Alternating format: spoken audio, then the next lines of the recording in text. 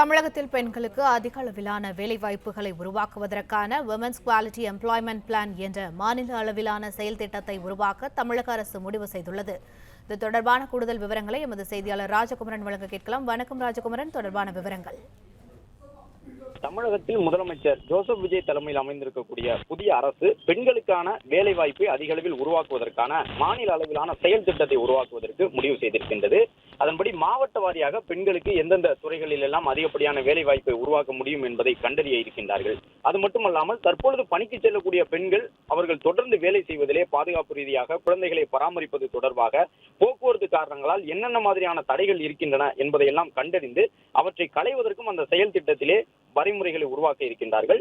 பெண்களுக்கான திறன் மேம்பாடு, அவர்களுக்கு தொழில் முனைவோர் வளர்ச்சிக்குரிய பயிற்சிகள் உள்ளிட்டவற்றையெல்லாம் வழங்குவது குறித்தும் மாநில மற்றும் மாவட்ட அளவிலே பெண் வேலைவாய்ப்பு தொடர்பான ஒரு செயல் திட்டமாகவும் இது இருக்கும் என்ற தகவலை தெரிவித்திருக்கின்றார்கள். குறிப்பாக குழந்தை வளர்ப்பு போன்றவற்றின் காரணமாக பெண்கள் வேலைக்கு செல்வதில் சவால்கள் இருப்பதாக சொல்லப்படும் நிலையில் அவற்றையெல்லாம் எவ்வாறு களைந்து பெண்கள் தொடர்ந்து பணிக்கு செல்வதில் அதிகப்படியான கவனத்தை செலுத்தும் வகையிலே ஒரு செயல் திட்டத்தை உருவாக்க வேண்டும் என்பதற்கான ஆய்வாக இது அமையும் என்ற தகவலையும் அரசின் சார்பில் கூறியுள்ளனர். விவரங்களுக்கு நன்றி ராஜகுமரன்.